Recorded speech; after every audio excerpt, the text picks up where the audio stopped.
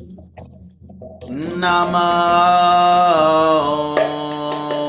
Vishnupadaya Krishna Prasthaya Bhutale Srimate Bhakti Vedanta Swami Iti Namine Namo Vishnupadaya Krishna Prasthaya Bhutale Srimate Bhakti Vedanta Swami Iti Namine Namaste Saraswate Deve Gaudavani Pracharine Nirvishesha Shunyavadi Paschatya Deshatarine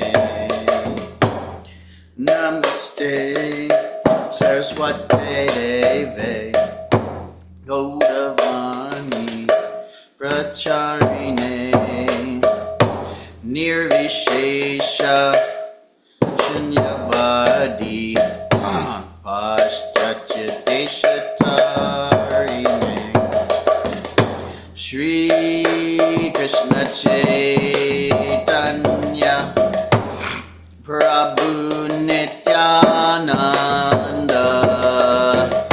Shri Advaita Gadadhar Shri Vasadi Gaur Bhaktavrinda Shri Krishna Chaitanya Prabhu Nityananda Shri Advaita Gadadhar Shri Vasadi Gaur Bhaktavrinda Shri Krishna Chaitanya Prabhu Nityananda Shri Advaita Gadadhar Shri Vasadi Gaur Bhaktavrinda Shri Krishna Chaitanya Prabhu Nityananda Shri Advaita Gadadhar Shri Vasadi Gaur Bhaktavrinda Shri Krishna Chaitanya Prabhu Nityananda Shri Advaita Gadadhar Shri Vasadi Gaur Bhaktavrinda Shri Krishna Chaitanya Prabhu Nityananda Shri Advaita Gadadhar Shri Vasadi Gaur Bhaktavrinda Krishna Hare Krishna Krishna Krishna Hare Hare Hare Rama Hare Rama Rama Rama Hare Hare Hare Krishna Krishna Krishna Hare Hare Hare Rama Hare Rama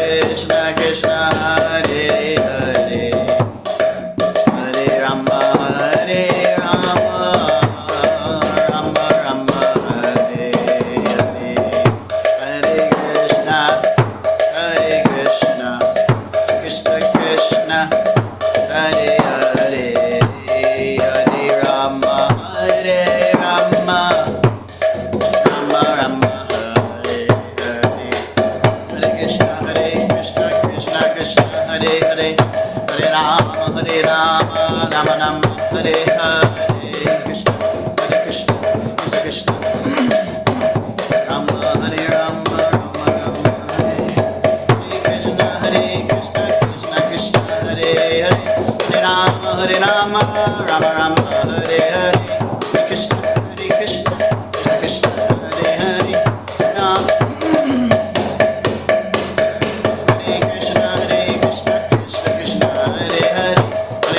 Hare Rama, Rama Rama, Hare Hare, Hare Krishna, Krishna Krishna, Hare Hare, Rama Hare Rama, Hare Krishna, Krishna Krishna, Hare Hare, Hare Rama, Rama Hare Hare, Hare Krishna, Krishna Krishna, Hare Hare, Hare Rama, Rama Hare Hare, Hare Krishna, Krishna Krishna, Hare Hare, Hare Rama, Rama Rama, Hare Hare, Krishna, Krishna Krishna, Hare Hare, Hare Rama, Hare Krishna, Krishna Krishna, Hare Hare, Hare Rama, Rama Rama, Hare Hare, Hare Krishna, Krishna Krishna, Hare Hare, Rama Hare Hare, Hare Krishna, Krishna Krishna, Hare Hare, Hare Rama, Rama Rama, Hare Hare, Hare Krishna, Krishna Hare Hare, Rama Rama, Hare Krishna, Krishna Krishna, Hare Hare, Hare Rama, Rama Rama, Hare Hare, Krishna, Krishna Krishna, Hare Hare, Hare Rama, Rama Rama, Hare Krishna, Krishna Krishna, Hare Hare, Hare Rama, Rama Rama, Hare Hare, Krishna, Krishna Krishna, Hare Hare, Hare Rama, Rama Rama, Hare Hare, Hari Bo, Hari Bo, Hari Bo, Hari Bo, Hari Bo, Jai Jai Prabhupada, Prabhupada, Prabhupada, Jai Jai Prabhupada, Prabhupada, Jai Jai Prabhupada, Prabhupada, Prabhupada. Jai Prabhupada, Jaya Jaya Prabhupada. Prabhupada. Prabhupada. Jaya Jaya Prabhupada. Cure Premanande Srila Prabhupada Hari Hari Ki Bo. Jai Gansara Srimad Bhagavatam Ki Jai Hey. Cure Premanande Hari Hari Hari Bo.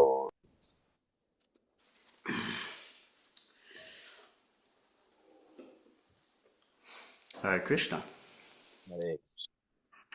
Jai Kala Prabhuji is here. Bhakta Adam is here. My favorite friends. Grateful you're here, Prabhuji. It was Hare good. Krishna. Two sadhus, two saints. Hi Ball. Oh, So we yeah. finished Bhagavad Gita. So Yeah, we're starting to read Srimad Bhagavatam now. nice. I'm just starting with the preface and then doing the introduction and then diving in. Okay. I like to recite particular prayers, but I didn't bring them and I don't want to butcher them. I probably could do it by memory, but just to be safe, I'll just skip them today. So I'm just going to chant like a regular invocation for Srimad Bhagavatam, Om Namo Bhagavate Vasudevaya. And then we'll just dive in. And of course, please, any discussion points at any time, I'll really appreciate them, especially today. Any points? So, okay, I'm just going to do an invocation. And unless there's anything else either one of you guys would like to share. No? Okay. Excited to hear. All right. Here to hear. Ear to hear. Ear to ear. Sweet. Okay. All right. All right. Om Namo Bhagavate Vasudevaya. Om Om Namo Bhagavate Vasudevaya. Vasudevaya. Om Namo Bhagavate Vasudevaya. Om Namo Bhagavate Vasudevaya. Narayanam Namaskritya Narang Chaiva Narottamam Devim Saraswatim Vyasam Tato Jayam Udirayet Shrinvatam Swakata Krishna Punya Shravana Kirtana Hridyantasto Bhadrani Vidhunoti Sahritsatam Nashtaprayashva Bhadreshu Nityam Bhagavata Sevaya Bhagavatyutama Shloke Bhaktir Bhavati Naishtiki. All right.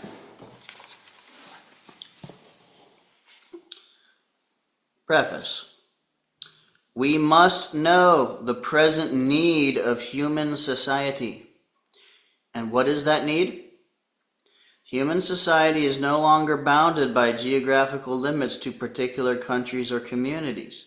Human society is broader than in the Middle Ages, and the world tendency is toward one state or one human society.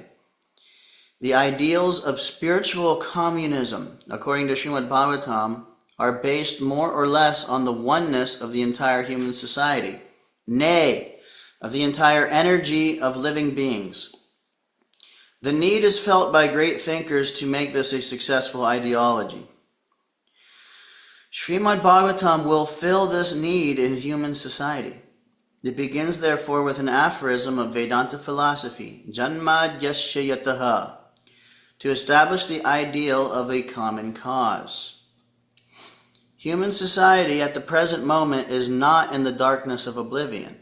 It has made rapid progress in the fields of material comforts, education, and economic development throughout the entire world. But there is a pinprick somewhere in the social body at large, and therefore there are large-scale quarrels even over less important issues. There is need of a clue as to how humanity can become one in peace, friendship, and prosperity with a common cause. Srimad Bhagavatam will fill this need, for it is a cultural presentation for the re-spiritualization of the entire human society. Srimad Bhagavatam should be introduced also in the schools and colleges, for it is recommended by the great student devotee, Prahlad Maharaj, in order to change the demoniac face of society. Kamara acharet pragyo dharman bhagavatanah tadabham manusham janma tadap yadruvamartadham. Bhagavatam 761. Disparity in human society is due to lack of principles in a godless civilization. There is God, or the Almighty One, from whom everything emanates, by whom everything is maintained, and in whom everything is merged to rest. Material science has tried to find the ultimate source of creation very insufficiently. But it is a fact that there is one ultimate source of everything that be. This ultimate source is explained rationally and authoritatively in the beautiful Bhagavatam, or Srimad Bhagavatam. Srimad Bhagavatam is the transcendental science not only for knowing the ultimate source of everything, but also for knowing our relation with Him and our duty toward perfection of the human society on the basis of this perfect knowledge. It is powerful reading matter in the Sanskrit language, and it is now rendered into English elaborately so that simply by a careful reading one will know God perfectly well. So much so that the reader will be sufficiently educated to defend himself from the onslaught of atheists. Over and above this, the reader will be able to convert others to accepting God as a concrete principle. Srimad Bhagavatam begins with the definition of the ultimate source. It is a bona fide commentary on the Vedanta Sutra by the same author, Srila Vyasadeva, and gradually it develops into 9 cantos up to the highest state of God realization. The only qualification one needs to study this great book of transcendental knowledge is to proceed step by step cautiously and not jump forward haphazardly, as with an ordinary book. It should be gone through chapter by chapter, one after another. The reading matter is so arranged with the original Sanskrit text, its English transliteration, synonyms, translation, and purports, so that one is sure to become a God-realized soul at the end of finishing the first 9 cantos. The 10th canto is distinct from the first 9 cantos because it deals directly with the transcendental activities of the personality of Godhead, Sri Krishna. One will be unable to capture the effects of the 10th canto without going through the first 9 cantos.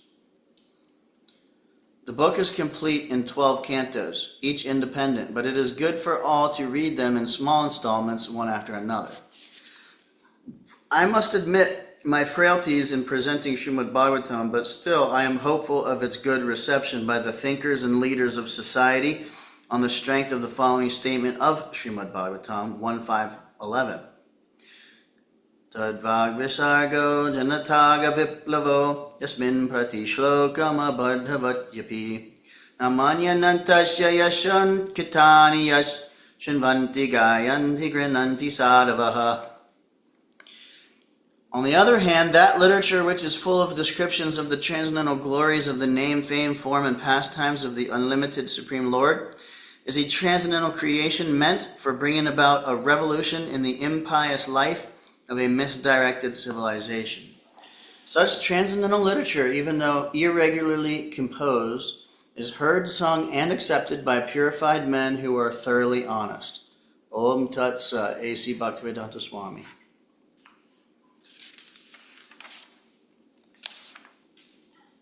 Okay, we'll read the foreword too.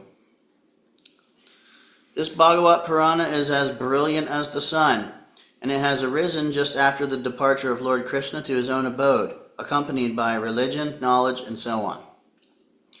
Persons who have lost their vision due to the dense darkness of ignorance in the age of Kali shall get light from this Purana. Srimad Bhagavatam 1.3.43. The timeless wisdom of India is expressed in the Vedas, ancient Sanskrit texts that touch upon all fields of human knowledge. Originally preserved through oral tradition, the Vedas were first put into writing 5,000 years ago by Srila Vyasadeva, the literary incarnation of God. After compiling the Vedas, Vyasadeva set forth their essence in the aphorisms known as Vedanta Sutras. Srimad Bhagavatam, Bhagavat Purana, is Vyasadeva's commentary on his own Vedanta Sutras. It was written in the maturity of his spiritual life under the direction of Narada Muni, his spiritual master, referred to as the ripened fruit of the tree of Vedic literature. Srimad Bhagavatam is the most complete and authoritative exposition of Vedic knowledge. After compiling the Bhagavatam, Vyasa imparted the synopsis of it to his son, the sage Shukadeva Goswami. Shukadeva Goswami subsequently recited the entire Bhagavatam to Maharaj Parikshit in an assembly of learned saints on the bank of the Ganges at Hastinapur, now Delhi. Maharaj Parikshit was the emperor of the world and was a great Rajarishi, saintly king. Having received a warning that he would die within a week, he renounced his entire kingdom and retired to the bank of the Ganges to fast until death and receive spiritual enlightenment. The Bhagavatam begins with Emperor Parikshit's sober inquiry to Shukadeva Goswami. You are the spiritual master of great saints and devotees. I am therefore begging you to show the way of perfection for all persons, and especially for one who is about to die. Please let me know what a man should hear, chant, remember, and worship, and also what he should not do. Please explain all this to me. Shukadeva Goswami's answer to this question and numerous other questions posed by Maharaj Parikshit concerning everything from the nature of the self to the origin of the universe held the assembled sages in rapt attention continuously for the 7 days leading up to the king's death. The sage Sutta Goswami, who was present in that assembly when Shukadeva Goswami first recited Srimad Bhagavatam, later repeated the Bhagavatam before a gathering of sages in the forest of Naimisharanya. Those sages concerned, hold on a second. Those sages, concerned about the spiritual welfare of the people in general, had gathered to perform a long continuous chain of sacrifices to counteract the degrading influence of the incipient age of Kali. In response to the sage's request that he speak the essence of Vedic wisdom, Sutta Goswami repeated from memory the entire 18,000 verses of Srimad Bhagavatam, as spoken by Shukadeva Goswami to Maharaj Parikshit. The reader of Srimad Bhagavatam hears Sutta Goswami relate the questions of Maharaj Parikshit and the answers of Shukadeva Goswami. Also, Sutta Goswami sometimes responds directly to questions put by Shaunaka Rishi, the spokesman for the sages gathered at Naimisharanya. One therefore simultaneously hears two dialogues, one between Maharaj Parikshit and Shukadeva Goswami on the bank of the Ganges, and another at Naimisharanya between Sutta Goswami and the sages at Naimisharanya forest, headed by Shaunaka Rishi. Furthermore, while instructing King Parikshit, Shukadeva Goswami often relates historical episodes and gives accounts of lengthy philosophical discussions between great souls as Narada Muni and Vasudeva. With this understanding of the history of Bhagavatam, the reader will easily be able to follow its intermingling of dialogues and events from various sources. Since philosophical wisdom, not chronological order, is most important in the text, one need only be attentive to the subject matter of Srimad Bhagavatam to appreciate fully its profound message. The translators of this edition compare the Bhagavatam to sugar candy. Wherever you taste it, you will find it equally sweet and relishable. Therefore, to taste the sweetness of the Bhagavatam, one may begin by reading any of its volumes. After such an introductory taste, however, the serious reader is best advised to go back to the first canto and then proceed through the Bhagavatam canto after canto in its natural order. This edition of the Bhagavatam is the first complete English translation of this important text with an elaborate commentary, and it is the first widely available in the English-speaking public. The first 12 volumes, Canto 1 through Canto 10, Part 1, are the product of the scholarly and devotional effort of His Divine Grace A.C. Bhaktivedanta Swami Prabhupada, the founder Acharya of the International Society for Krishna Consciousness, and the world's most distinguished teacher of Indian religious and philosophical thought. His consummate Sanskrit scholarship and intimate familiarity with Vedic culture and thought, as well as the modern way of life, combined to reveal to the West a magnificent exposition of this important classic. After the departure of Srila Prabhupada from this world in 1977, his monumental work of translating and annotating Srimad Bhagavatam has been continued by his disciples Hridayananda Das Goswami and Gopi Paranadhana Das. Readers will find this work of value for many reasons. For those interested in the classical roots of Indian civilization, it serves as a vast reservoir of detailed information on virtually every one of its aspects. For students of comparative philosophy and religion, the Bhagavatam offers a penetrating view into the meaning of India's profound spiritual heritage. To sociologists and anthropologists, the Bhagavatam reveals the practical workings of a peaceful and scientifically organized Vedic culture, whose institutions were integrated on the basis of a highly developed spiritual worldview. Students of literature will discover the Bhagavatam to be a masterpiece of majestic poetry. For students of psychology, the text provides important perspectives on the nature of consciousness, human behavior, and the philosophical study of identity. Finally, to those seeking spiritual insight, the Bhagavatam offers simple and practical guidance for attainment of the highest self-knowledge and realization of the absolute truth. The entire multi-volume text presented by the Bhaktivedanta Book Trust promises to occupy a significant place in the intellectual, cultural, and spiritual life of modern man for a long time to come. The publishers. Any comments at this point? Yay. Jay. Anyways, sorry. I have a comment, a question. On page like 1 or 2 of the very beginning, the absolute beginning, said that Srimad Bhagavatam will fulfill this need for spiritual communism, I believe that's what it said. So it said something like that. Something about Srimad Bhagavatam will fulfill this need. So I was wondering, can we find that sentence?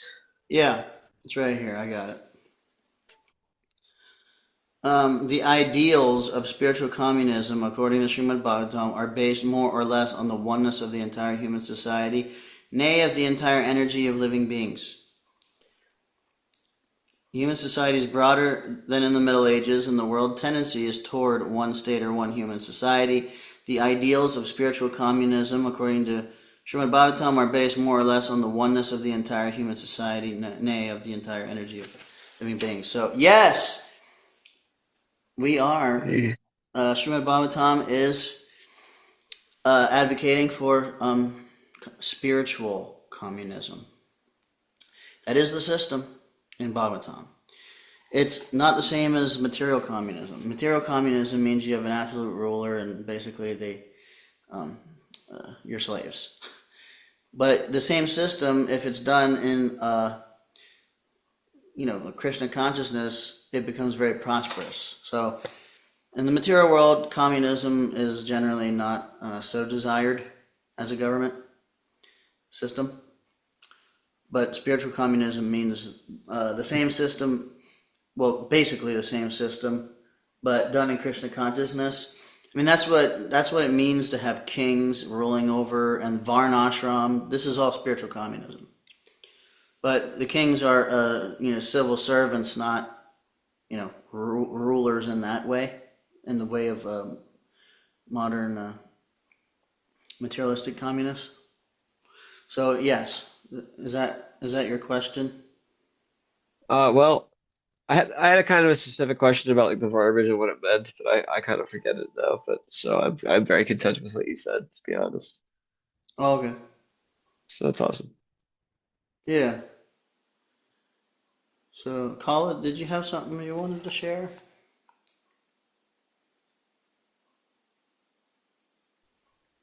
Just happy to be here, Prabhuji. Listening, hearing. Okay.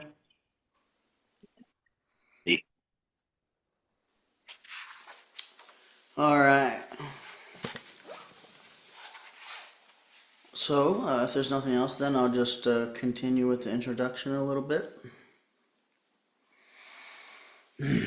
The conception of God and the conception of absolute truth are not on the same level.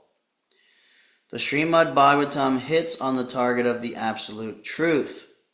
The conception of God indicates the controller, whereas the conception of the absolute truth indicates the summum bonum, or the ultimate source of all energies. There is no difference of opinion about the personal feature of God as the controller, because a controller cannot be impersonal. Of course, modern government, especially democratic government, is impersonal to some extent, but ultimately the chief executive head is a person, and the impersonal feature of government is subordinate to the personal feature. So without a doubt, whenever we refer to control over others, we must admit the existence of a personal feature. Because there are different controllers for different managerial positions, there may be many small gods. According to the Bhagavad Gita, any controller who has some specific extraordinary power is called a Vibhutimat Sattva, or controller empowered by the Lord. There are many Vibhutimat Sattvas, controllers or gods with various specific powers, but the absolute truth is one without a second. This Srimad Bhagavatam designates the absolute truth, or the summum bonum, as the Param Satyam. The author of Srimad Bhagavatam, Srila Vyasadeva, first offers his respectful obeisances unto the Param Satyam, absolute truth. And because the Param Satyam is the ultimate source of all energies, the Param Satyam is the supreme person. The gods or the controllers are undoubtedly persons, but the Param Satyam, from whom the gods derive powers of control, is the supreme person. The Sanskrit word Ishvara, controller, conveys the import of God, but the supreme person is called the Parameshvara, or the supreme Ishvara. The Supreme Person, or Parameshvara, is the Supreme Conscious Personality. And because he does not derive any power from any other source, he is supremely independent. In the Vedic literatures, Brahma is described as the supreme god or the head of all other gods like Indra, Chandra, and Varuna. But the Srimad Bhagavatam confirms that even Brahma is not independent as far as his power and knowledge are concerned. He received knowledge in the form of the Vedas from the Supreme Person who resides within the heart of every living being. That Supreme Personality knows everything directly and indirectly. Individual and infinitesimal persons who are parts and parcels of the Supreme Personality may know directly and indirectly everything about their bodies or external features, but the Supreme Personality knows everything about both his external and internal features. The words Janma Yasya suggests that the source of all production, maintenance, or destruction is the same Supreme Conscious Person. Even in our present experience, we can know that nothing is generated from inert matter. But inert matter can be generated from the living entity. For instance, by contact with the living entity, the material body develops into a working machine. Men with a poor fund of knowledge mistake the bodily machinery to be the living being. But the fact is that the living being is the basis of the bodily machine. The bodily machine is useless as soon as the living spark is away from it. Similarly, the original source of all material energy is the Supreme Person. This fact is expressed in all the Vedic literatures, and all the exponents of spiritual science have accepted this truth. The living force is called Brahman, and one of the greatest acharyas, teachers, namely Sripad Shankaracharya, has preached that Brahman is substance, whereas the cosmic world is category. The original source of all energies is the living force, and he is logically accepted as the Supreme Person. He is therefore conscious of everything, past, present, and future, and also of each and every corner of his manifestations, both material and spiritual. An imperfect living being does not even know what is happening within his own personal body. He eats his food but does not know how this food is transformed into energy or how it sustains his body. When a living being is perfect, he is aware of everything that happens. And since the Supreme Person is all perfect, it is quite natural that he knows everything in all detail. Consequently, the perfect personality is addressed in the Srimad Bhagavatam as Vasudeva, or one who lives everywhere in full consciousness and in full possession of his complete energy. All of this is clearly explained in the Srimad Bhagavatam, and the reader has ample opportunity to study this critically. In the modern age, Lord Sri Chaitanya Mahaprabhu preached the Srimad Bhagavatam by practical demonstration. It is easier to penetrate into the topics of the Srimad Bhagavatam through the medium of Sri Chaitanya's causeless mercy. Therefore, a short sketch of his life and precepts is inserted herein to help the reader understand the real merit of Srimad Bhagavatam. It is imperative that one learn the Srimad Bhagavatam from the person Bhagavatam. The person Bhagavatam is one whose very life is Srimad Bhagavatam in practice. Since Sri Chaitanya Mahaprabhu is the absolute personality of Godhead, he is both Bhagavan and Bhagavatam in person and in sound. Therefore, his process of approaching the Srimad Bhagavatam is practical for all people of the world. It was his wish that the Srimad Bhagavatam be preached in every nook and corner of the world by those who happen to take their birth in India. The Srimad Bhagavatam is the science of Krishna, the absolute personality of Godhead, of whom we have preliminary information from the text of the Bhagavad Gita. Sri Chaitanya Mahaprabhu has said that anyone, regardless of what he is, who is well versed in the science of Krishna, Srimad Bhagavatam and Bhagavad Gita, can become an authorized preacher or preceptor in the science of Krishna. There is a need for the science of Krishna in human society for the good of all suffering, humanity of the world. And we simply request the leaders of all nations to pick up the science of Krishna for their own good, for the good of society, and for the good of all the world's people. A short sketch of the life and teachings of Lord Chaitanya, the preacher of Srimad Bhagavatam. Lord Sri Chaitanya Mahaprabhu, the great apostle of love of God and the father of the congregational chanting of the holy name of the Lord, advented himself at Sri Dham Mayapur, a quarter in the city of Navadvip in Bengal, on the Palguni Purnima evening in the year 1407 Shakabda, corresponding to February 1486 by the Christian calendar. His father, Sri Jagannath Mishra, a learned Brahmana from the district of Sylhet, came to Navadvip as a student because at that time Navadvip was considered to be the center of education and culture. He domiciled on the banks of the Ganges after marrying Srimati Sachi Devi, a daughter of Srila Nilambar Chakrabarti, the great learned scholar of Navadvip. Jagannath Mishra had a number of daughters by his wife, Srimati Sachi Devi, and most of them expired at an early age. Two surviving sons, Sri Vishvarup and Vishvambhar, became at last the object of their parental affection. The 10th and youngest son, who was named Vishvambhar, later became known as Nimai Pandit, and then, after accepting the renounced order of life, Lord Sri Chaitanya Mahaprabhu. Lord Sri Chaitanya Mahaprabhu exhibited his transcendental activities for 48 years and then disappeared in the year 1455 Shakabda at Puri. For his first 24 hours, he remained at Navadvip as a student and householder. His first wife was Srimati Lakshmi Priya, who died at an early age when the Lord was away from home. When he returned from East Bengal, he was requested by his mother to accept a second wife, and he agreed.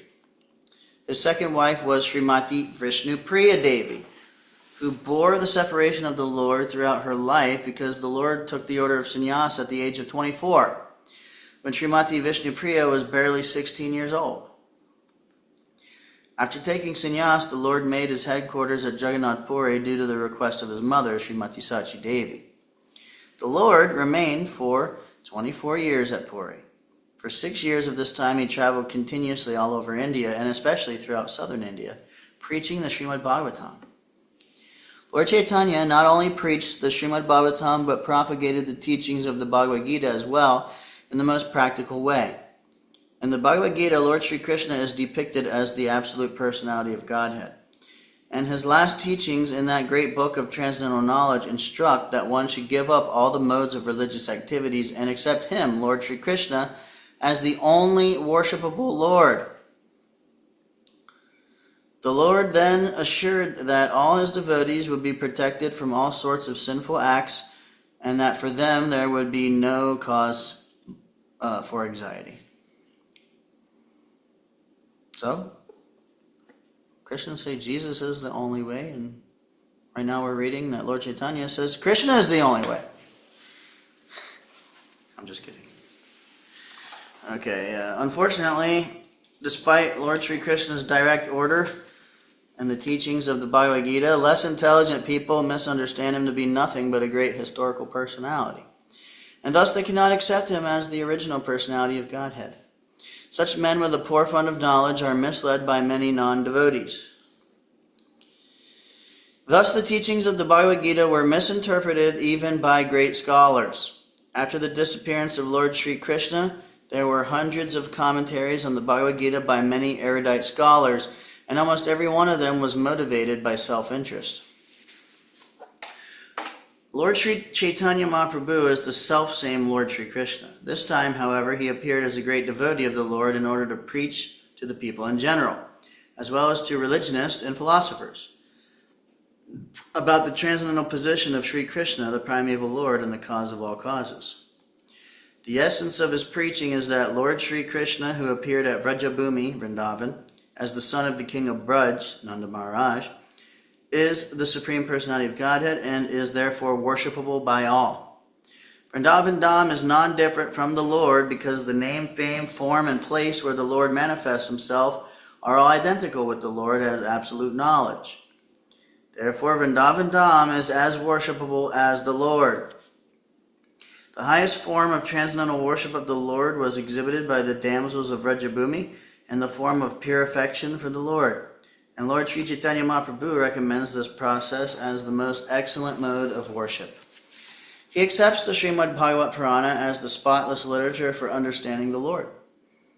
And he preaches that the ultimate goal of life for all human beings is to attain the stage of prema, or love of God.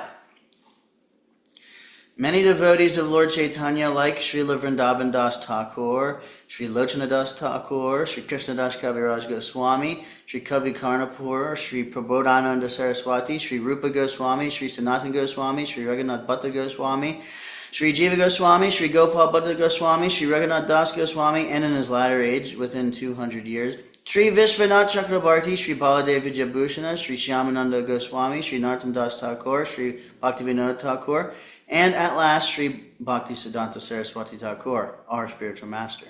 And many other great and renowned scholars and devotees of the Lord have prepared voluminous books and literatures on the life and precepts of the Lord. Such literatures are all based on the Shastras like the Vedas, Puranas, Upanishads, Ramayana, Mahabharata, and other histories and authentic literatures approved by the recognized acharyas. They are unique in composition and unrivaled in presentation, and they are full of transcendental knowledge. Unfortunately, the people of the world are still ignorant of them, but when these literatures, which are mostly in Sanskrit and Bengali, come to light the world, and when they are presented before thinking people, then India's glory and the message of love will overflood this morbid world, which is vainly searching after peace and prosperity by various illusory methods, not approved by the acharyas in the chain of disciplic succession.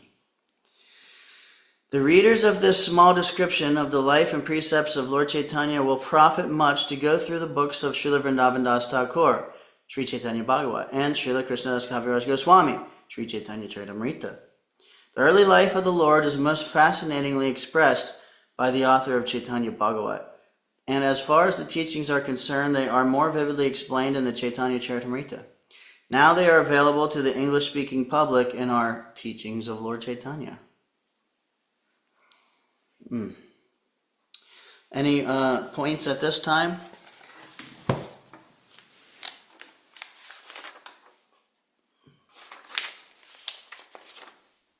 Just soaking it in. Yeah, Jay. soaking it in. Jay. Yeah, we won't go much longer.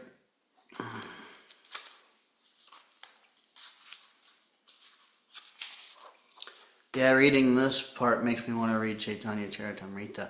And I have a Chaitanya Bhagavat that I barely even cracked open yet. I did read some of it in the Brahmacharya Ashram, but not much. And then there's another book called the Chaitanya Mangal that is also there. I don't have that one yet, though. But yeah, this is making me want to crack into Sri Chaitanya Charitamrita and Chaitanya Bhagavat. But we just started Bhagavatam, so if we're lucky, in about a year we'll finish Bhagavatam. Or a little bit more. Alright. The Lord's early life was recorded by one of his chief devotees and contemporaries, namely Srila Murari Gupta, a medical practitioner of that time, and the latter part of the life of Sri Chaitanya Mahaprabhu was recorded by his private secretary, Sri Damodar Goswami, or Srila Swarup Damodar, who was practically a constant companion of the Lord at Puri. These two devotees recorded practically all the incidents of the Lord's activities, and later on, all the books dealing with the Lord, which are above mentioned, were composed on the basis of Kudachas, notebooks by Srila Damodar Goswami and Murari Gupta. So the Lord advented himself on the Phalguni Purnima evening of 1407 Shakabda. And it was by the will of the Lord that there was a lunar eclipse on that evening. During the hours of eclipse, it was the custom of the Hindu public to take bath in the Ganges or any other sacred river and chant the Vedic mantras for purification. When Lord Chaitanya was born during the lunar eclipse, all India was roaring with the holy sound of Hare Krishna, Krishna Krishna, Hare Hare, Hare Rama, Rama Rama, Hare Hare. These 16 names of the Lord are mentioned in many Puranas and Upanishads, and they are described as the Tarka Brahmanam of this age. It is recommended in the Shastras that offenseless chanting of these holy names of the Lord can deliver a fallen soul from material bondage. There are innumerable names of the Lord both in India and outside, and all of them are equally good because all of them indicate the Supreme Personality of Godhead. But because these 16 are especially recommended for this age, people should take advantage of them and follow the path of the great acharyas who attained success by practicing the rules of the Shastras, revealed scriptures. The simultaneous occurrence of the Lord's appearance and the lunar eclipse indicated the distinctive mission of the Lord. This mission was to preach the importance of chanting the holy names of the Lord in this age of Kali, quarrel. In this present age, quarrels take place even over trifles, and therefore the Shastras have recommended for this age a common platform for realization, namely, chanting the holy names of the Lord. People can hold meetings to glorify the Lord in their respective languages and with melodious songs, and if such performances are executed in an offenseless manner, it is certain that the participants will gradually attain spiritual perfection without having to undergo more rigorous methods. At such meetings, everyone, the learned and the foolish, the rich and the poor, the Hindus and the Muslims, the Englishmen and the Indians, and the Chandalas and the Brahmanas, can all hear the transcendental sounds, and thus cleanse the dust of material association from the mirror of the heart. To confirm the Lord's mission, all the people of the world will accept the holy name of the Lord as the common platform for the universal religion of mankind. Wow, that's an amazing statement. To confirm the Lord's mission, all the people of the world will accept the holy name of the Lord as the common platform for the universal religion of mankind. In other words, the advent of the holy name took place along with the advent of Lord Sri Chaitanya Mahaprabhu. That's a nice thing to remember too. When the Lord was on the lap of his mother, he would at once stop crying as soon as the ladies surrounding him chanted the holy names and clapped their hands. This peculiar incident was observed by the neighbors with awe and veneration. Sometimes the young girls took pleasure in making the Lord cry and then stopping him by chanting the holy name. So from his very childhood, the Lord began to preach the importance of the holy name. In his early age, Lord Sri Chaitanya was known as Nimai. This name was given by his beloved mother because the Lord took his birth beneath a nimba tree in the courtyard of his paternal house. When the Lord was offered solid food at the age of 6 months in the Annaprashana ceremony, the Lord indicated his future activities. At this time, it was customary to offer the child both coins and books in order to get some indication of the future tendencies of the child. The Lord was offered on one side coins, and on the other the Srimad Bhagavatam. The Lord accepted the Bhagavatam instead of the coins. When he was a mere baby crawling in the yard, one day a snake appeared before him, and the Lord began to play with it. All the members of the house were struck with fear and awe, but after a little while the snake went away, and the baby was taken away by his mother. Once he was stolen by a thief who intended to steal his ornaments, but the Lord took a pleasure trip on the shoulder of the bewildered thief, who was searching for a solitary place in order to rob the baby. It so happened that the thief, wandering hither and thither, finally arrived just before the house of Jagannath Mishra and, being afraid of being caught, dropped the baby at once. Of course, the anxious parents and relatives were glad to see the lost child. Once a pilgrim Brahmana was received at the house of Jagannath Mishra, and when he was offering food to the Godhead, the Lord appeared before him and partook of the prepared food. The eatables had to be rejected because the child touched them, and so the Brahmana had to make another preparation. The next time, the same thing happened. And when this happened repeatedly for the third time, the baby was finally put to bed.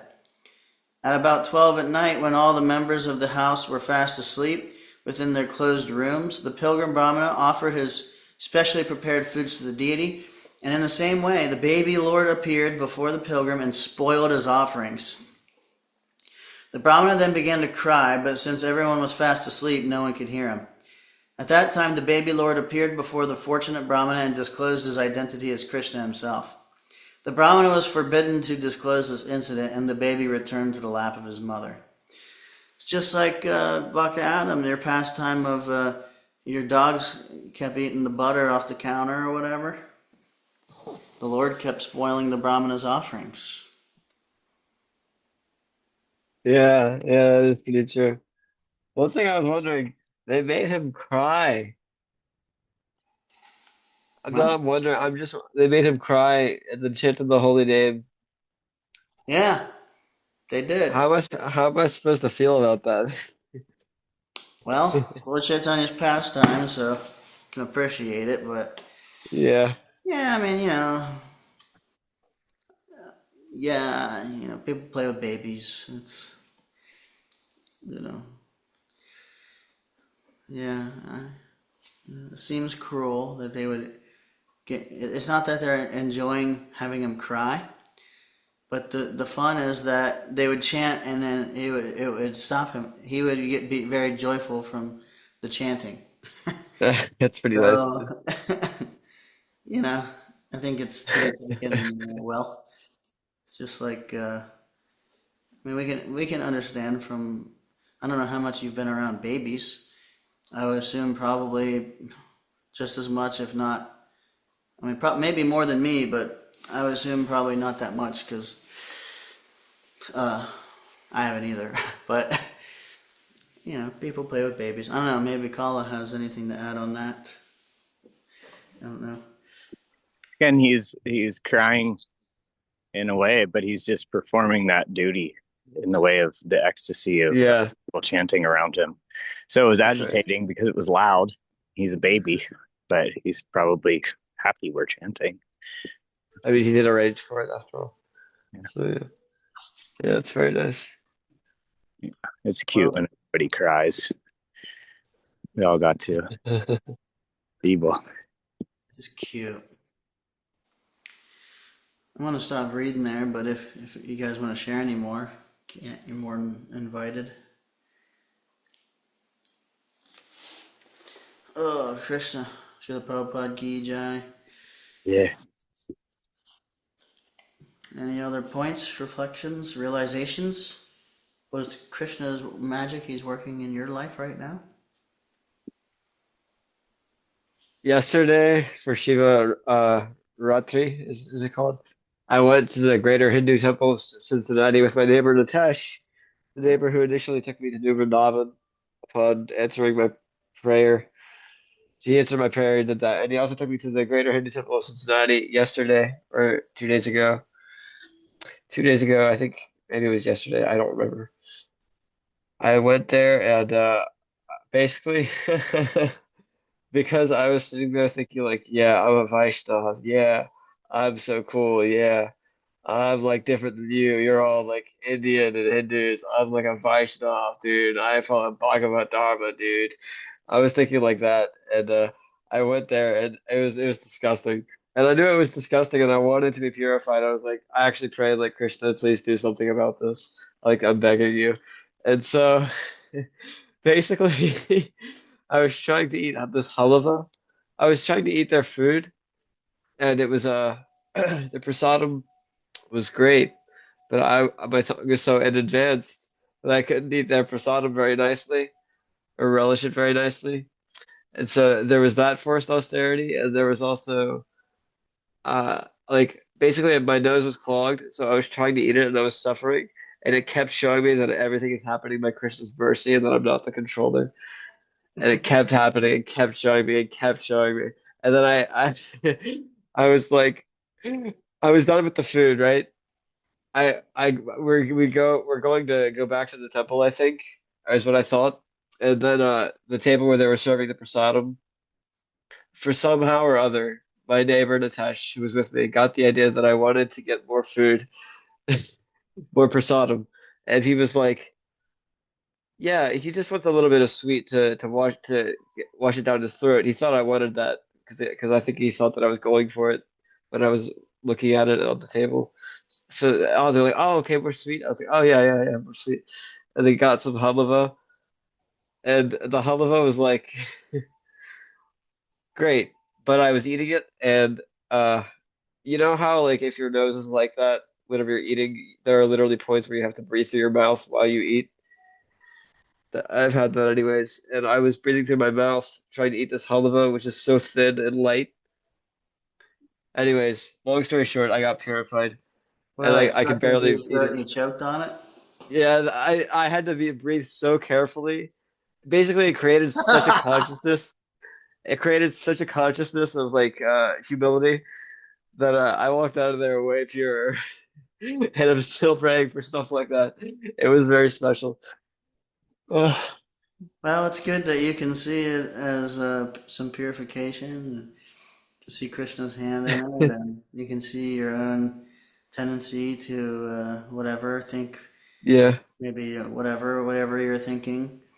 Maybe think myself as higher than others or something, or whatever it was, and then to be able to see the whatever's happening in such a way that in a corrective way is nice, you know.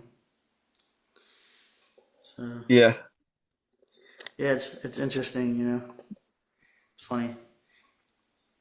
Yeah, Krishna gives us what we need. yeah. Well, thanks for sharing. You're welcome. Sorry if that took too much time. No, no, no, no, you're good. Share as much as you like. I'm just happy to be here. Jay,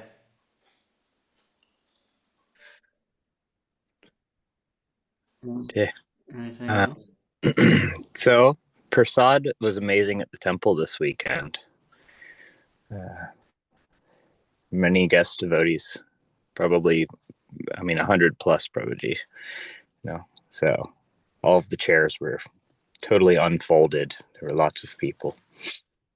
Nice prasad. And so I'd taken some prasad and I sat for a little bit.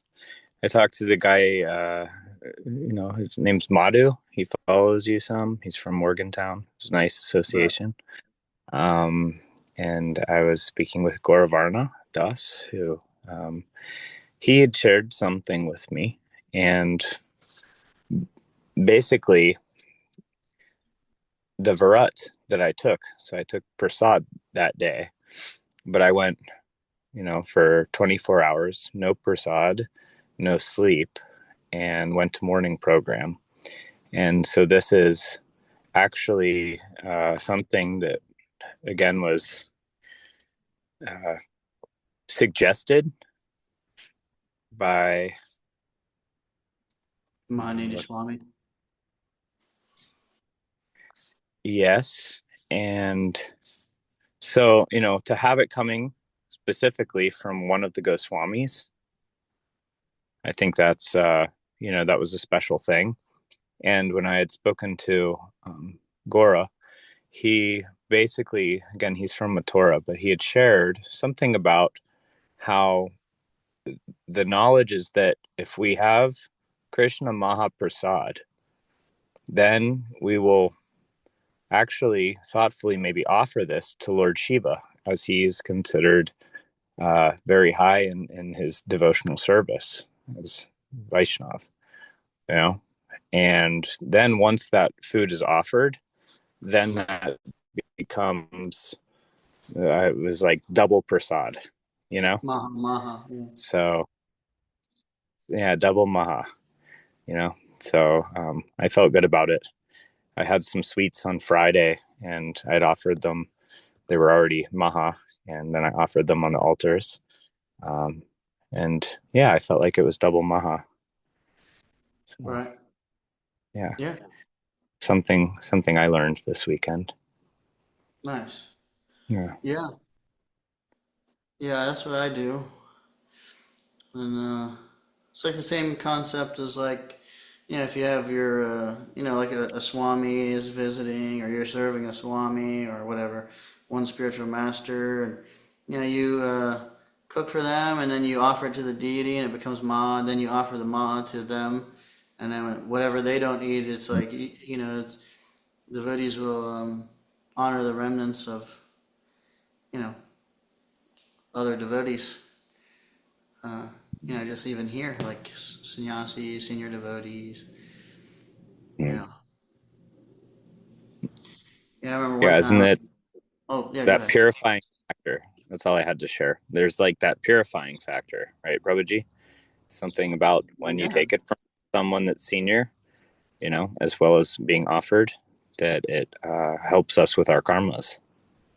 yeah, yeah, and their consciousness goes into it Mm-hmm.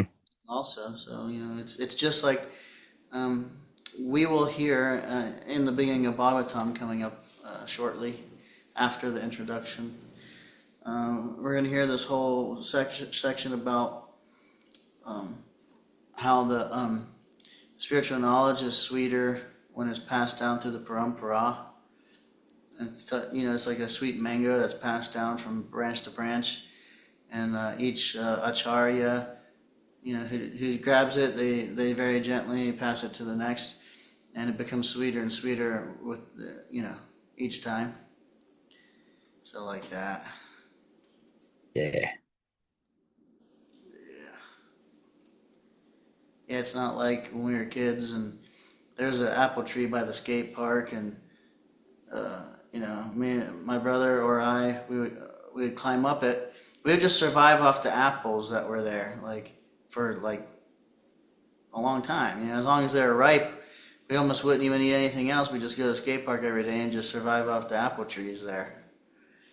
And so I would climb up the tree and and then shake it, and all the apples would fall, and like smack my brother on the head and hit him everywhere. Or he would go up and he's trying to like throw them down. They're like bouncing off my face, and it's not like that. It's like very nicely, passing it gently, passing it gently, passing it gently. Not like getting smacked with the apples at the skate park. Get a black eye from one. Yeah. Yeah. Sometimes you do it on purpose. Like, when he's not looking, drop right on his head. Nice pastime. Thank you for sharing, Prabhuji. Good gold.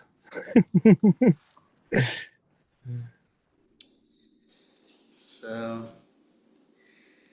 yeah, yeah. Hare Krishna. Hare Krishna. Well, if there's no other points, I'll end. And I'm gonna do kirtan in 20 minutes. And some people they're coming to replace the windows in this place, and I gotta roll up these carpets and stuff because I don't want them walking on these carpets. So I got some chores to do, and we're starting a Sunday program. Instead of every other week, we're doing it every week. And I'm making like an event flyer, like flyer. I'm gonna go pass that around and make bigger flyers for sticking up on boards, different places like this grocery store and stuff, yoga studios. So we're trying to get our stuff together here, increase. Yeah. Hare Krishna. Yeah. Okay, well, thank you so much for coming. All glories to the Prabhupada ki jai. Pancha kalpa tarubhyascha kripa sindhubhya eva cha patitanam pavanebhyo vaishnavebhyo namo namaha. Anantakoti Vaishnav Vrinda ki jai. Yeah. All right, I'm going to end the recording Yeah. here. Hare Krishna, thank you so much.